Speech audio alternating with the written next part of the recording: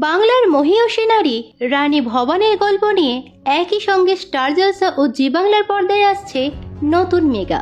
এর আগেও এরকমই একই চরিত্রকে নিয়ে দুই চ্যানেলের মধ্যে চলেছিল রেষারেষি। বাংলার প্রথম মহিলা ডাক্তার কাদম্বিনীকে নিয়ে। এই গল্পে স্টার জলসায় অভিনয় করেছিলেন সোলাঙ্কি রায় ও ধারাবাহিকটির নাম ছিল প্রথমা কাদম্বিনী। অপরদিকে জি বাংলার ওই একই চরিত্রে অভিনয় করেছিলেন উষসী রায় ও ধারাবাহিকটির নাম ছিল কাদম্বিনী। এবারও রানী ভবানীর গল্প নিয়ে দুই চ্যানেলের তরফ থেকে প্রোমো প্রকাশ্যে এলো। রানী ভবানী, যিনি নাটোরের জমিদার রাজা রমাকান্তের সঙ্গে বিয়ে করেছিলেন এবং পরে তিনি 3 সন্তানের জন্ম দেন, তবে বেঁচে ছিলেন একজন, তারা সুন্দরী। পরে তিনি দত্তক নেন রামকৃষ্ণকে। 1748 সালে স্বামী রমাকান্তের মৃত্যুর পর ভারতবর্ষের অন্যতম বৃহত্তম জমিদারি নাটোর রাজ্যের পরিচালনার দায়িত্ব নিয়েছিলেন রানী ভবানী। প্রজাদরদি রানী ভবানীর রাজত্বকাল চলেছিল প্রায় 50 বছর ধরে। রানী ভবানীর এই গল্পকে কেন্দ্র করে স্টার জলসায় নামকরণ হয়েছে রাজরাজেশ্বরী রানী ভবানী।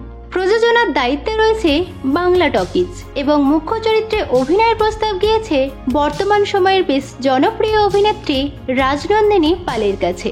জানা গেছে এই মুহূর্তে অভিনেত্রী রাজনন্দিনী পালের হাতে রয়েছে বেশ কিছু ছবি ও সিরিজের কাজ, তবে প্রযোজনা সংস্থা তার শর্ত মেনে ছাড় দেয়। স্টার জলসার ঐতিহাসিক চরিত্র রানী ভবানীর ভূমিকায় এবার তাকেই দেখা যাবে এবং প্রথম তিনি বড় পর্দা থেকে ছোট পর্দায় অভিনয় করতে চলেছেন। অন্যদিকে জি বাংলার একই গল্প ভিত্তিক ধারাবাহিকটির নাম রানী ভবানী। সূত্রের খবর, জি বাংলার রানী ভবানী হচ্ছেন অভিনেত্রী স্বস্তিকা দত্ত। এর আগে জি বাংলারই তোমার খোলা হওয়া ধারাবাহিকে দেখা যায় তাকে। তারপর দীর্ঘদিন তাকে আর ছোট পর্দায় দেখা যায়নি, তবে সিনেমা ও ওয়েব সিরিজে তিনি চুটিয়ে কাজ করছেন। শোনা যাচ্ছে এবার জি বাংলায় রানী ভবানীর চরিত্র নিয়ে পুনরায় ছোট পর্দায় ফিরছেন তিনি। তো বন্ধুরা, এ বিষয়ে আপনাদের মতামত কমেন্ট করে জানাতে পারেন।